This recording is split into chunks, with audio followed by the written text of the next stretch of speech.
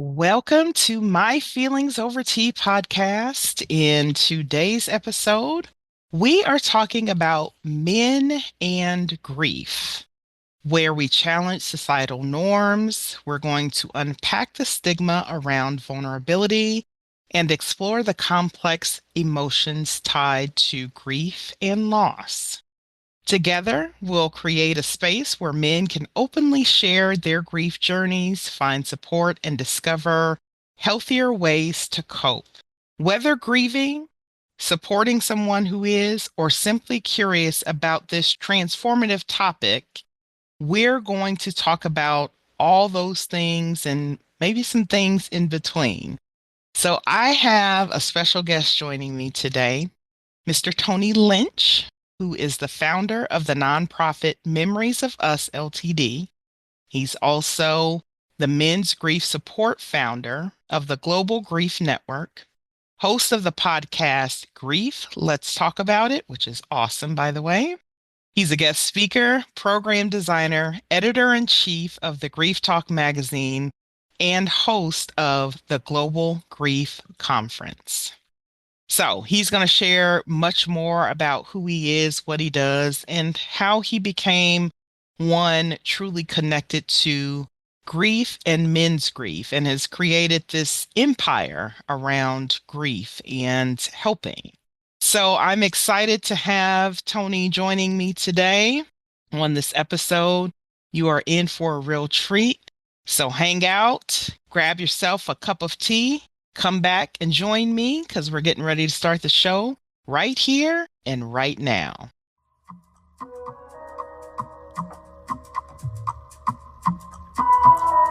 Welcome to My Feelings Over Tea podcast, where experts and everyday people will sip tea and spill the tea about all things life and mental health related.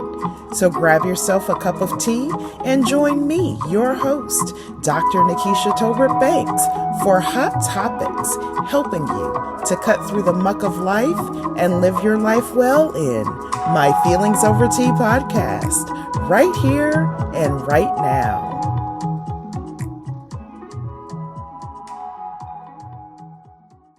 All right, everyone, welcome to today's episode of My Feelings Over Tea podcast. I am your host, Dr. NaKaisha Tolbert Banks. I am excited that you are taking time out of your beautiful day to be here with us, myself and Tony, to join in this conversation about men and grief. So, Tony, before we even jump in, I want to welcome you to the show. Well, thank you so much for having me on. I'm definitely looking forward to this. And I appreciate you. I appreciate the opportunity to be able to share my journey and my knowledge with your audience. Absolutely. Well, thank you, thank you for being here. There's so much to talk about, and I'm really excited to talk about something that is very stigmatized in our communities. And we're talking about men and grief. So it sounds kind of funny that we're saying we're talking about men and grief all in the same sentence. But what I would love for you to do as we're kind of slowly driving into this journey today is just to share about you, who you are, how you became connected to, I said, this empire that you've created around grief for men. How did you get there? I decided 6 years ago, after going through several losses, my parents, my younger brother, my son, and almost taking my own life, that there was something missing, right? Because in that moment of darkness, when I was real close to unaliving myself, there's something that clicked, and I wanted to explore it. What I didn't know is that it was grief, and from there, I tried to find support, only to realize that there was none out here for men, and I wanted to change the narrative. Now, when I started this, I just wanted to be surrounded by other men that had gone through something similar so I could learn, Yeah. right? And that's how it all started. I just wanted to be around other men who had gone through something similar. And so I could know how to navigate this thing because I didn't know. I did not know. And so in 2019, I decided to get my grief coaching certification Okay. because it was one of those things people said, if you get the certification, they'll come, right? You know that old saying, you build it, Right. they come, things like Right. that. And then from there, I started putting a lot of things together like recovery, right? Addiction and things like that. And I was like, whoa, this makes sense to me, right? Yeah. Addiction is part of this, right? Mental health is part of it. Suicidal intervention was part of it. So I got Mhm. all of those certifications, and then COVID hit, and that's when I thrived the most, right? Because Yeah. that's when everything started to open up, and I was like, "Ooh, this is the perfect time to do this." And so Yeah. I did, and I began to want. I just wanted to bring groups to an area that has never been done before, and Yeah. then from there in 2021, I formed Memories of Us, or officially formed Memories of Us, and got my 501(c), Okay. and it kind of built up from there, right? But over the course of time, I realized that there was much more to it. Like Hmm. it didn't just start with those losses. Hmm. It came from my childhood. And Hmm. so this is where it really started. Age of 6 years old. I'm a survivor of childhood molestation. I know people will say, "Oh my God," like I didn't know that happens and things like that. Well, unfortunately, it does. It happens to men Yeah. a lot more often than what people think. And Yeah. what it does, it changes us, right? Because our whole entire lives, we get taught not to man up. Can't be Hmm. weak. You're gonna have to suck it up, buttercup, is what they say, right? Yeah. You're going to have to do all of these different things. And we get taught what a man is supposed to be. And then when we realize when we got older that we're just as messed up as when we first started. So there was a lot of things I had to do. I made choices that came along with that, not the best of choices. Got involved in the gangs, was in the gangs for over 24 years. Went to prison in 1994. I was sentenced to 5 years. I did all five. I spent two of those 5 years in solitary confinement. Unfortunately, when I got out in 1999, I was homeless again, right? Hmm. Because I had to move away from my family and Sure. everything. Early 2000, I was shot 22 times because of Mm. some choices that I made. It just came back on me. I've had to walk away from two of my daughters, my two girls, because of my lifestyle, just to keep them safe from the things that I was doing. So you add that into it. I've moved around. I never really knew what a home was until I was 32 years old, right? Wow.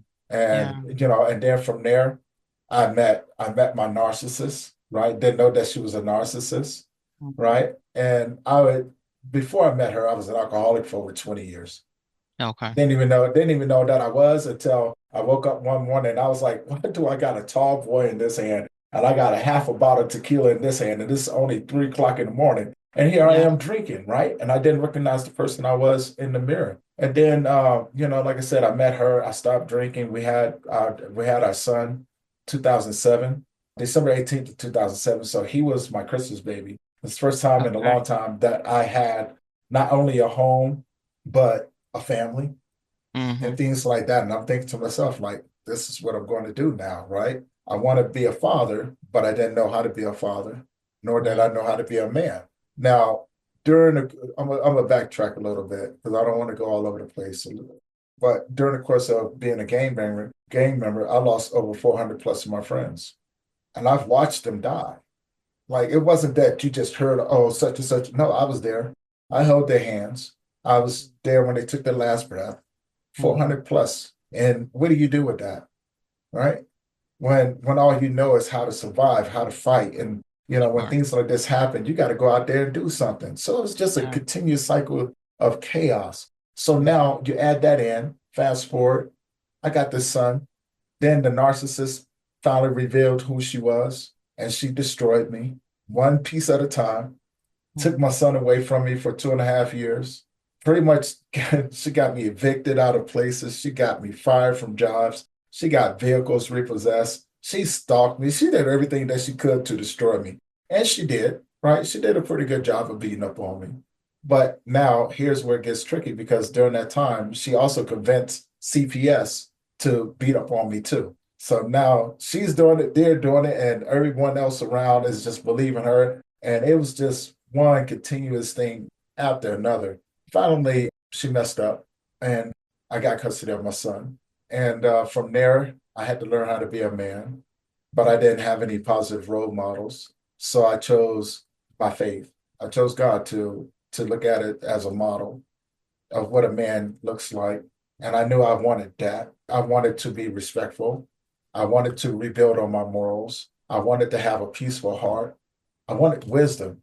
But most importantly, I wanted the structure of what that looked like as well. So I worked hard on myself and I began to do that. Now, here's the other side. I never knew what a father was. So my son is the one who taught me how to be a father. He taught me how to be his father, right? By correcting some of the things, by just by being who he was. I remember an incident where when he was younger, he was playing in a mud puddle, and I got on his case. And he looked at me, he goes, Dad, you know I'm a kid, right? And this is what kids do. We go out and we play in mud puddles. He goes, you remember when you was a kid? Did you go out and play Yep. in mud puddles? I go, yeah. I go, you know what? You're absolutely right. And then from there, he and I just developed this bond that would blow your mind. During that course of time, I lost my dad and my younger brother. And then in October 2015, my son suffered a major overdose from his pharmacist. He survived that. That was Halloween. So instead of going out trick or treating and stuff, we was in the hospital watching him fight through this thing for 3 days. And finally he came out of it after the doctors was like, he's not going to make it, et cetera. So you take all of that stuff in. Now, mind you, I still don't know what any of this stuff means at this moment. 9 months later, I watched my son pass away on June 16th of 2016. I went through the whole isolation, didn't want to be bothered with anybody. 2 years after that, my mother passed away on my grandmother's birthday. After that, I decided I didn't want to do it anymore. Made more bad choices, lost everything again, lost my company, lost my home, lost everything. And it ended up me to what I do today. So those experiences is how I shaped everything that I do with learning how to pivot with different individuals, especially men, about what we actually go through. So breaking the stigma on mental health, on the falseness of, oh, men are just cold and things like that. No, Yeah. we feel very deeply. We just don't know how to express them. We don't know how to articulate it because we was never taught these things. Here's the reasons why. In life, men are taught that we're only worth two things: how we protect and how we provide. And if you take any one of those things away from us, we lose value. And once we Yeah. lose value, now we don't see the purpose in being here anymore, which is the reason why the rates in a race with men across the board go up so high, like homelessness, addictions, and what I'm saying, unaliving ourselves and mental Sure. health issues and things like that. There's a reason why it goes up so high. And Hmm. so, and again, building everything around that led me to everything that I do today, as far as, coming up with a conference that opened up the doors for me to start my other organization, the Global Grief Network, working with grief workers, grief practitioners, mental health practitioners, trauma coaches from across the world to come together and say, look, we can do so much more if we work together. Yeah. And then it led me into writing books and traveling and guest speaking and starting a magazine and so much more, right? And I'm still going. So Yeah. that's a basic rundown of how I got to where I am, and the multitude of layers of grief that came along with that, from loss of identity, loss of childhood, loss of innocence, right? Being able to survive the things that I've gone through, having to climb out of homelessness over 20 times in my life, watching people pass away, not Hmm. understanding it, and having to trust the process that I was going through. Yeah. Well, I just, want to say thank you for sharing your journey and the difficult parts of your journey.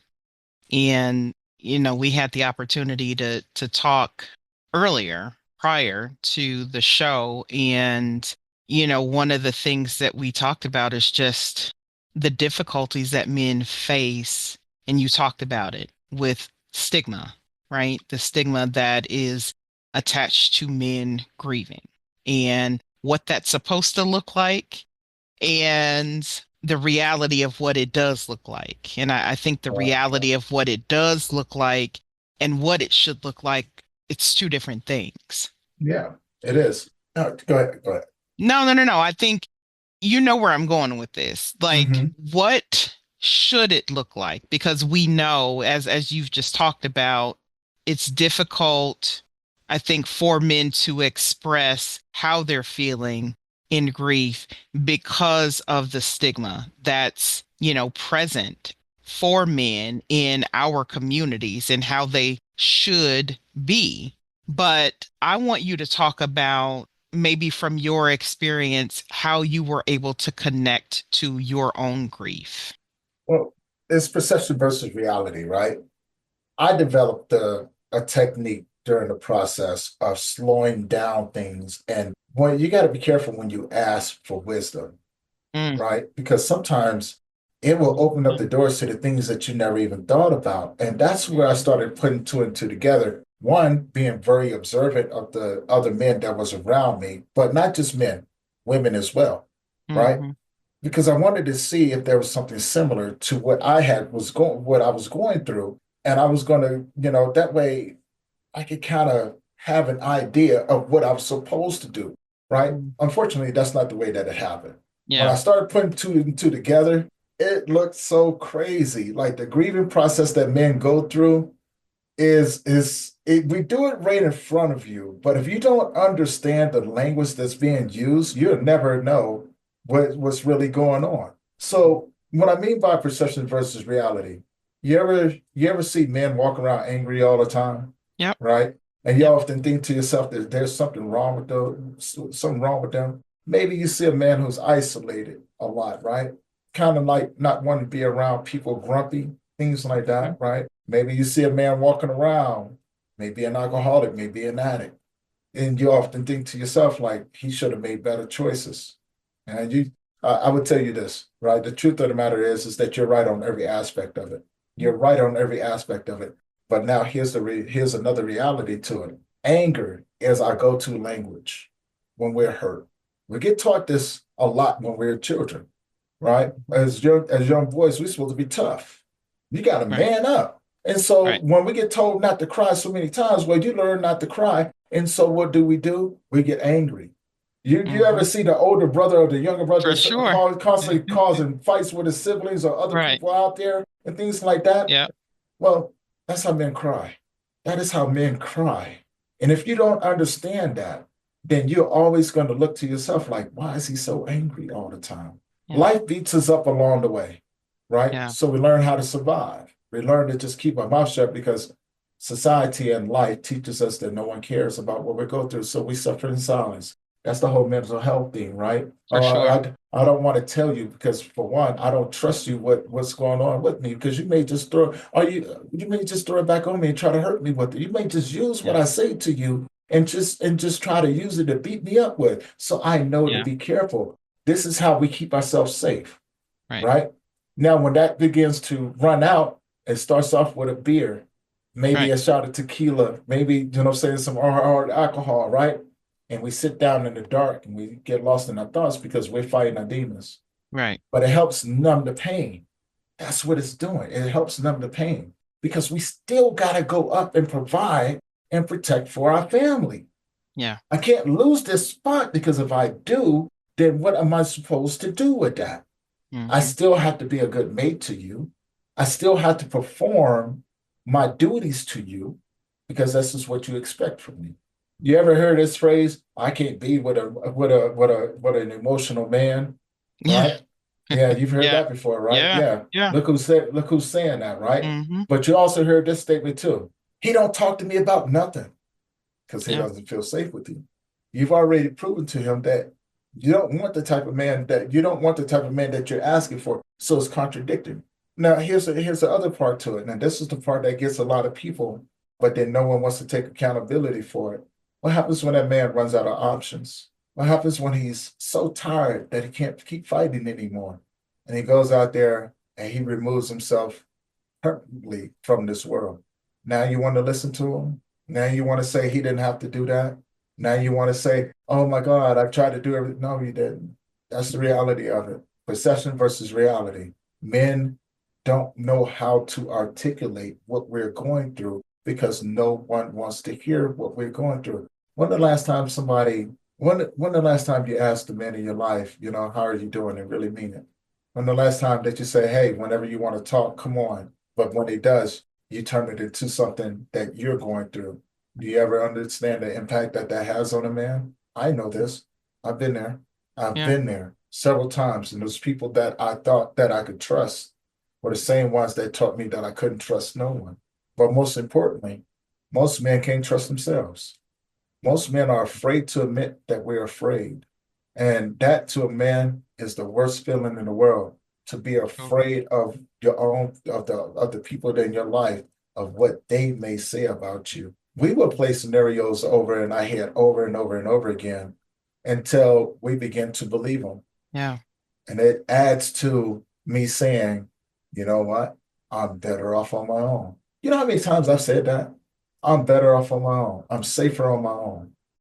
I still do it to this day. Hell, I just told my little sister not too long ago, baby girl, you know what I'm saying? She was like, baby, she was like, bro, you coming home? I was like, I'm better off on my own, baby girl. I'm Mm. better off. And she goes, no, you're not. And she checked me. No, you're not. I'm your sister. We blood. You're not better off on your own. Because she knew what I was thinking, you know. Yeah. And she brought that reality back. Was like, no, you're not. Yeah. You deserve to feel the way that you do, but you're not Yeah. better off on your own. You got to remember, you still got me here. I said, you know what? You're absolutely right. Yeah. So that desire, and it's not even a desire. It's a safety mechanism for you to keep yourself safe, Yeah. is why the I don't need anybody, or it's easier for me to be isolated because then I don't have to worry about being hurt or being judged more Mm-hmm. than I already feel, is what I'm hearing you say. Yeah. Mm-hmm. And so as you shared, Tony, just so many nuggets that I hope our listeners are hearing and picking up, especially those of you that are men and or are supporting men, that the thing that I got from what you shared is to listen and create safe spaces for men to feel vulnerable. Yes. And I want to add to that. For Okay. sure. Yeah. Because it's not just creating a safe space, it's creating a safe atmosphere. So you can have a safe space, but your atmosphere could be off. Most people pick up on that, especially men, right? Because we're already tiptoeing with caution as we go into this space, right? We're trying to read what's in the room. You know what I'm saying? Yeah. Who's in here? You know what I'm Hmm. saying? And so a lot of times what you'll find is that when men enter into spaces like that, a lot of times they sit back and they're quiet. They watch people. They want to see who's opening up the most, right? Hmm. They want to see the conversation that's unfolded. Right. Because for one, here's a term. I think we talked about this earlier. Trust is earned. For sure. I'm just not going to trust you. Trust is earned. Now, but do I trust myself to be honest with you? Right. That's the Because other for part. one, that's the other part. Trust is earned. I need to know if I can trust this environment that I'm in, right? You know what I'm saying? This atmosphere that I'm in. But can I trust myself to be honest with you? Because now that's the hardest part, trusting yourself Yeah. to open up and be truly honest and hold yourself accountable for the things that you don't know, knowing when to just don't say nothing. Maybe just listen to what somebody has to say, listening without the intentions of responding, Yeah. but listening with the intentions of understanding. And hopefully someone else sees that and they can do the same. They can share that same connection with you, right? Yeah. Because that's what we're looking for. Now, the Yeah. first time that we in an environment like this, and this is where most people get caught up at, if you may have a person that's over there pouring out their heart, gets abruptly interrupted by someone who's going, I know that you've gone through you Yeah. listen to this Yeah. now, because a lot of people do this and a lot of people don't make but a lot of people make this mistake. I know that you've gone through this, but no, you know what? I went through my go through too, right? You know what I'm saying? You know, I went through this and this. It had nothing to do, this conversation had nothing to do with that, For sure. right? So Tit guess for what you tat. just did? Tit for tat, right? But guess what you just done? Just show me that this is not a safe space. That's right. In Yeah. relationships, happens the same way. When men are in relationships with people, we do the same thing. And the first time that you take away, you welcome me into this space, you got to remember, I'm still trying to figure out if I can trust you. You don't know everything that I've gone through. For sure. So the first time that you make it about you, here's a downside to that. Men would begin to plan their exit out of that relationship. You'll never get that man to open up again. But then you'd be wondering why he's filing for divorce papers. Because no longer is he looking at ways of trying to love and protect you. He's trying to figure out how to handle you so he can survive the relationship until he can get out of it. And it happens more times than what people want to admit, but no one wants to take accountability for that neither. So, it's a road to be traveled. It Yeah. definitely is. Yeah. I appreciate that you're dropping all of this in this space because this is one of those necessary conversations times a zillion, right? That we, and you know what I mean by that. We need to definitely have this conversation, not just today, but I feel like I should say, Tony, let's do a show tomorrow and we're going to talk about the same thing. And we're going to do a show on Thursday and talk about the same thing and Friday and Saturday because there's somebody who's going to listen to this and they're going to be like, that's me or that was me, right? And the that was me might mean that was me until I stopped trying. So, as you're sharing all of this, how like let's kind of venture into the how. How can men navigate the challenges of being vulnerable in a society that often discourages emotional openness? What are your thoughts on that? One, you have to go back to the people who taught you this, and then you have to get rid of that. Mm, Because now you have to relearn how to do these things. Remind yourself you're a human being. You come equipped with these things. Why are you denying yourself that human experience? And then from there, you have to heal. You have to heal. Wherever it started from, you have to go back to that place. And it's a fight. It's a fight because you got to unpack all kinds of things. Hold yourself accountable. You have to learn how to forgive. You have to learn how to be what you needed before yeah. you expect someone else to be what you needed because they don't know what you need. They don't, but you do, right? Because it's Mm, your experience. that's right. It was your journey, your life. You know what you needed. So go back there and be that. So now, when you get to a place, this is really important. Surround yourself with people that have gone through similar things. You ever heard the term find your tribe? Yes. Find your tribe. I have a shirt that says find your tribe, love them hard. Yeah, and but also you have to be you have to be receptive to them loving you hard You too, hard. That's right. right? You That's know what I'm saying? Because it's easy to give, but can you receive? okay. So let's just repeat that Yeah, because that is so good.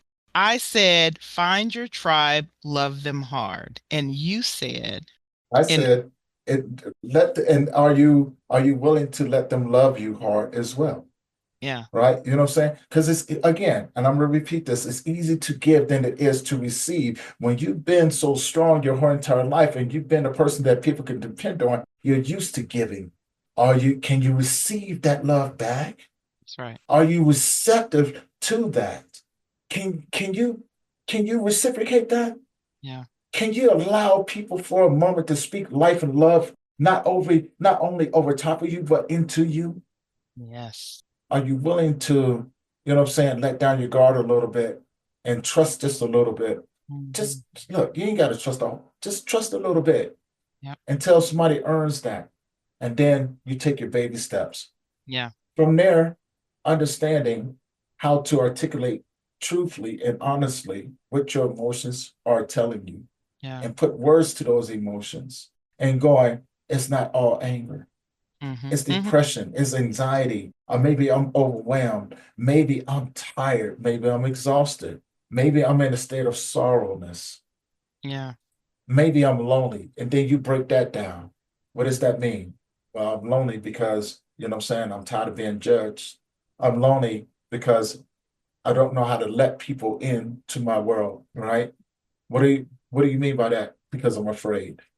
You understand? Now do you understand Yeah, how we begin to learn how to articulate honestly what these things are? Because sure. everything that you're going through has a reason for you being the way that you are. Break it down. Those five stages of grief are there for a minute, for a reason. They're just For pillars that you sure. can use in order to learn how to articulate. And what you're going to find out is that there's more to this grieving thing than just those five stages. You can add to them, but learn how to grow within yourself, and then you set a goal for yourself. You learn how to journal, and again, being around the right people, That's right. being Yep, around the right people helps you that's do right. that, because there's going to be men in there like, yeah, man, I started journaling and everything else, and then when I found out that I was doing this, I went and sought help in this aspect of it. What does that mean? Oh, your mental health wasn't good. Right. Oh, can you be accountable for all the times that you've been homeless? Can you admit to yourself that in the relationships, your failed relationships, maybe you was the toxic one, and Yeah. stop pointing the fingers at everyone else saying, because of this person, this is the way. No, no, no. You participated in that too. There's two Mhm. sides to every story. Can you do that? Because when you can start asking yourself, what do you need to change in order to be a better version of yourself? Right? Yeah. Grief is all of those many things. Listen, grief is, it's like a body with many legs. And sometimes those legs grow legs.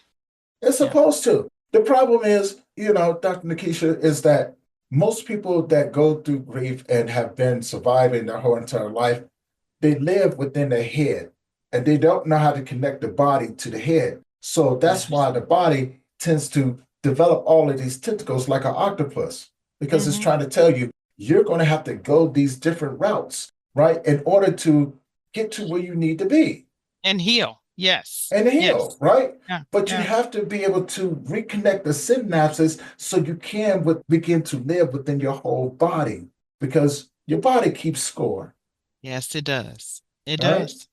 And Hmm. you instinctively know what to do. And Yeah. again, it goes back to what I said earlier. Yeah. You instinctively know, but you won't trust yourself to do it. Yeah. Which in my world, we call that fight, flight, freeze, right? That a person can be stuck or frozen in their grief. Mhm. And they can be there like Ice Age. They can be there for a very long time. I want to go back to something that you said. It was four words. Be what you needed. That is so, so big, so profound. To be what you needed. What did you mean by that? Because, say for instance, I'm gonna use my own experience with this. 6 years old, right? I was molested twice by my neighbor's son. No one came and saved me. No one. It Mm, changed my whole perspective on the world. I learned how to survive. I knew I needed someone to keep me safe, tell me everything was going to be okay, that I didn't do anything wrong, right? Like I had nothing to do with this. But when I got older and I decided I needed to find out why I was the way that I was, it led me there. So grown up me went to the childhood me, and I became what I needed for him. He was just an angry boy, angry young boy, and I kept him safe. And I held him, I listened to him, and I walked with him mm, until we became teenagers. And I became what I needed back then for him, because now the yeah. boy is growing. He trusts me now. I had to earn trust with that little dude. And once I did that, he was ready to let go. And I grew up into the teenager that was betrayed and had to walk away from family and went to prison and, what I'm saying, was in the gangs and all of these different things. I became what I needed for him too. Like, dude, Mhm. we ain't got to fight no more. We don't have to fight no more, man. Like, we good now. I appreciate what you did, though, but we ain't got to do this no more. We got to let this anger go. And then, what I'm Mm, saying, the homeless guy that I was over 20 times in my life, I had to go to that person to tell him, look, man, one more step. We're gonna get through this. One more yeah. step. Just one more step, man. The alcoholic in me, I had to go to that version of me and say, look, man, eventually you're gonna have to put this down. It's not going to suit you. Look at every time that you've gone down. Look at the deciding factor. Look at the equation. It's Yeah. alcohol. Eventually, we got to put this down, Hmm. right? Look at all of these. Look at all of these relationships that have been ruined. Guess what, man? You're the toxic one. What are you going to do? Oh man, that means I have to hold myself accountable for this. I think I better start apologizing for the damage I've done, right? And that's what I mean. Become who you need it in those different versions of your life. Stop thinking that your life is just one way. You had to become different versions of yourself in order to get through the life that you live. Don't you think that deserves some attention? Because you can't keep pouring that out into people or on people and then blaming them for the way that they react or respond to what you're doing to them. And that's another thing, too, right? Reaction versus response. When are you Yeah. going to learn the difference between emotions and logic? There's a Yeah. difference. But most importantly, here's something. When are we going to create the atmosphere that we need to be in order to be safe, That's right. in order to be open, instead of expecting other people to do To it for create it for us? you. Right? Yes. You ever hear that term? You know what I'm saying? I just want somebody to be my peace. When are you going to be your own peace? When are you going to stop expecting people to be your peace? Be Hmm. your own peace. Have a peaceful heart. Have a Hmm. peaceful mind. Everything And else follows. When are you going to because, develop your own belief systems to hold yeah, on to help you be strong? now you're talking about energy, the Yeah, energetic circle, right? That yeah. when I'm my own peace, peace surrounds me. We It attract who will we come. are. That's right. That's right. Right. Yeah. So that's another thing, right? And again, those you said it, right? When those legs develop legs and those legs develop more Yes. legs, that's what it's about. And but see, that's the reason why I love what I do. Because Yeah. I have a more in-depth understanding than when I first started, and I'm still learning. For After sure. 6 years, Yeah. I'm still learning about the multi, and I fell in love with this thing. I did like everything about grief and what it entails. I knew that when I started on this journey, I knew that this is what I was supposed to do.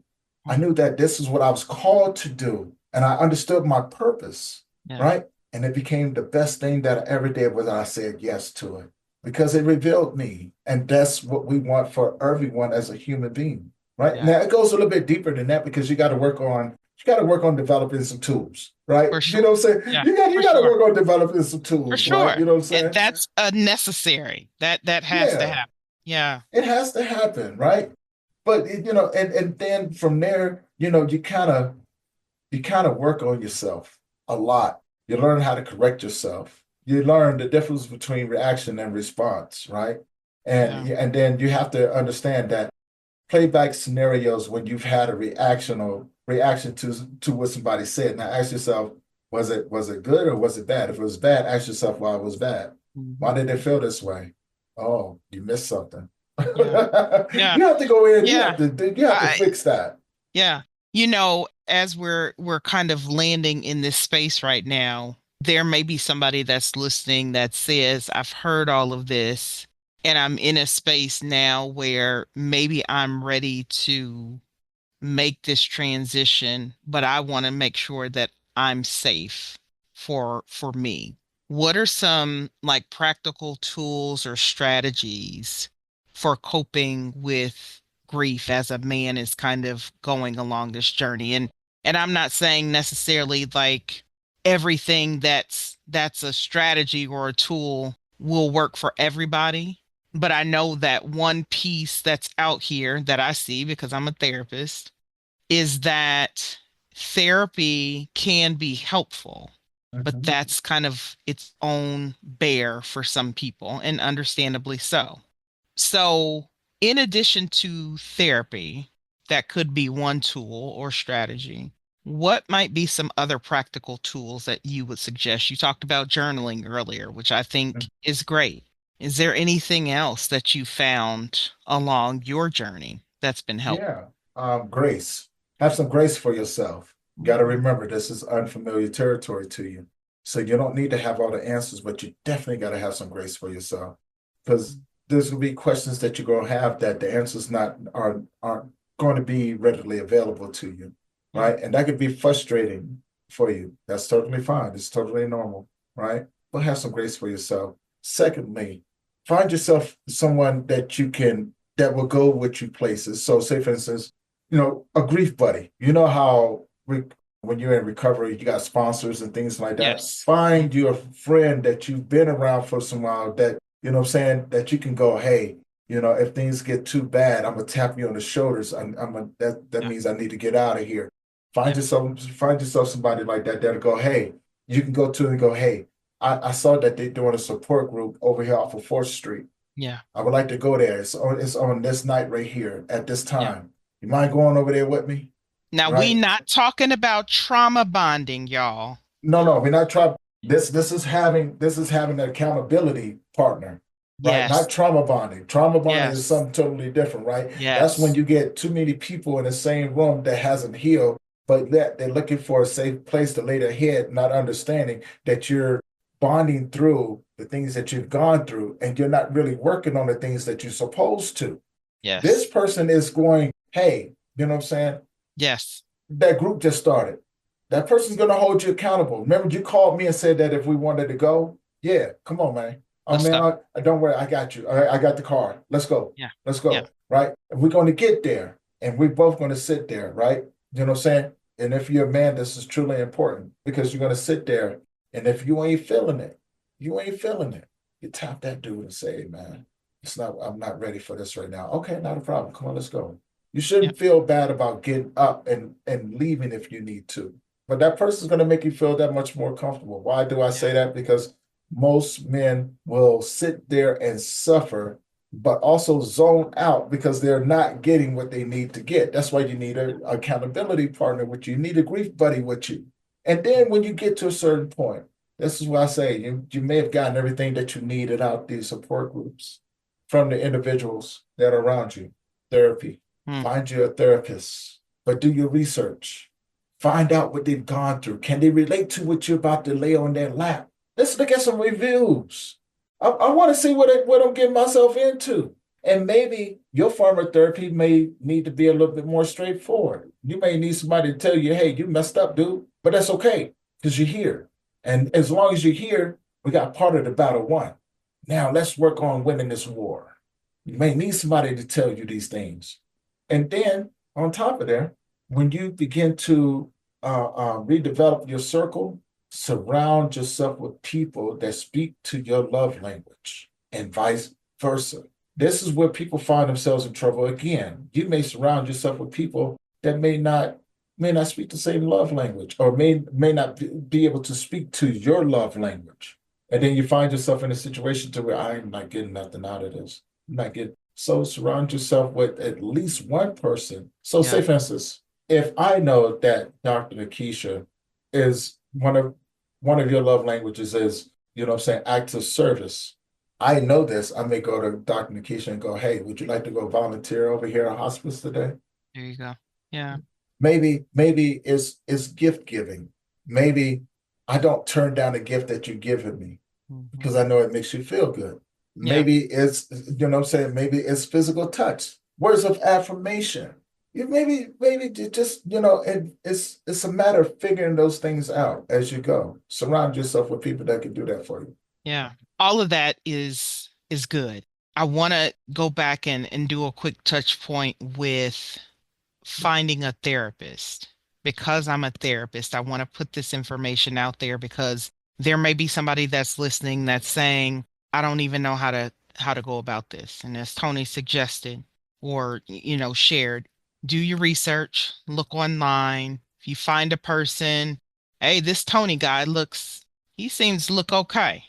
Pick up the phone, call Tony's line or send an email and say, hi, my name is Dr. NaKaisha, and I'm looking for a therapist. You might want to know when they're open, what days of the week, what are their hours, do they take afternoons or weekends or whatever it is that you're looking for. What do you specialize in, right? So you want to ask questions that's going to give you answers, as Tony shared, to ensure that they're going to be a good fit for you to feel comfortable enough to share in this very vulnerable space the things that you're bringing to the table, right? Right. So I want to ensure that we put that out there to share that with those listeners who may be in that space and you're ready to take that step because that is very, very critical. Tony, we've talked, we've shared, you have shared your journey. Let's talk real quick about your book and your podcast, Men Grieve Too. Yes. Let's talk about your book real quick, and then let's talk about grief. Let's talk about it podcast. So a few months ago, lady reached out to me. I had her on my podcast, and she was putting together this book. She wanted more men to come in and share their stories and things like that. And I said, okay, yeah, let's do it. I mean, I wrote a book before. I did an anthology before, and I was like, okay, let's do it, right? Because I'm always excited to do these things. And so we came up with Men Grieve Too, and so that's me on the back right there. And seven other men came together, come share their stories because we felt the importance or knew the importance of being able to show that side of ourselves that other people can possibly didn't know, but we knew that there was going to be people out there that could relate to us. And Hmm. so we did it, and it came to fruition. And people can find this book, the Men Grieve 2 book, on lulu.com under my name. If you go there, be able to get yourself a copy, things like that. And so, yeah, that's how that came about. It came through just an opportunity. Again, one of many things that grief has given me, this beautiful gift that was given to me Yeah. that I didn't understand, but I became a student of it and I fell in love with it. And I was like, I want to see where it takes me type thing. Yeah. Yeah. Um, Awesome. All right. So where can people find Men Grieve Too? Where can they get a copy of the book? It's on lulu.com under Okay. my name. So if you go to lulu.com and look up Tony Lynch, you'll see it in there. And so again, this is what it looks like. And Okay. it's a pretty good book, very informative with the people, with the men who have participated in it. All right. So, and that's TonyLynch, Tony Lynch. Now, Yes. let's talk about this awesome podcast you have, Grief. Let's talk about it. Yes. Brief, let's talk about it podcast. I started this podcast. I was like, let's open up the doors to have more conversations, right? With everybody, not just one section. I want to have conversations with everyone. Again, I'm a curious guy. Where can people view, listen to Grief? Let's talk about it. The They can pod. find it on YouTube. You just type it in, Grief Let's Talk About It podcast on YouTube, and and then they can go and subscribe. They can, and share it around with other people that may can benefit from it as well. I mean, you was just up there, so they'd be able to see our Yes. conversation that we had, amazing Yep. conversation.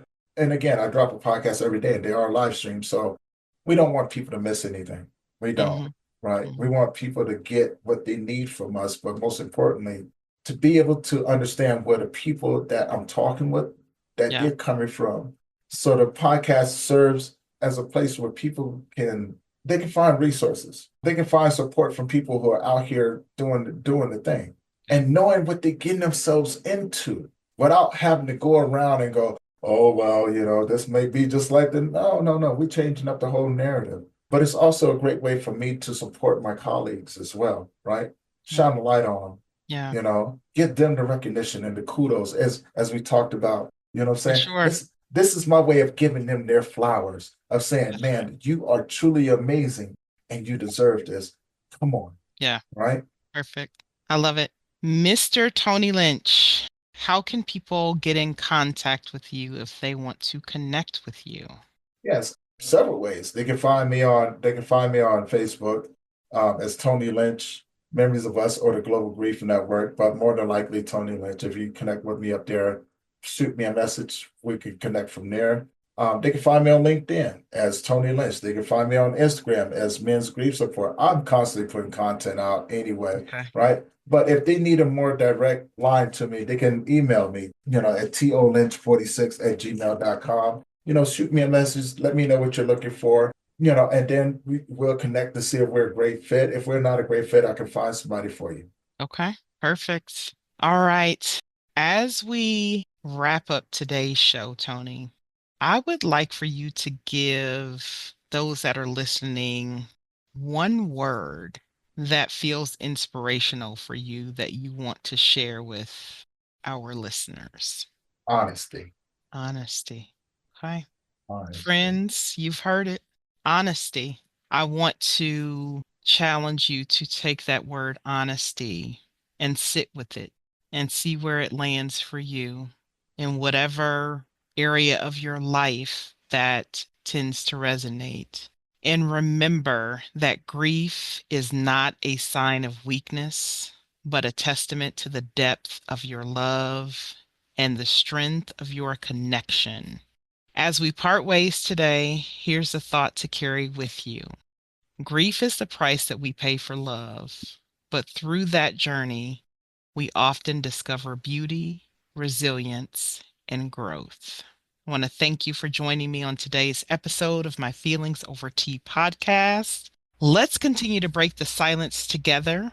Until next time, I am your host, Dr. NaKaisha Toward Banks. Don't forget to like, share, and subscribe to this podcast. Connect with us on Instagram at My Feelings Over Tea and on Instagram or on YouTube at First Lady Giggles. I look forward to connecting with you all very soon. Thank you for listening. Thank you for joining. And thank you for being amazing. Let the healing begin. Take care, y'all. I'm out.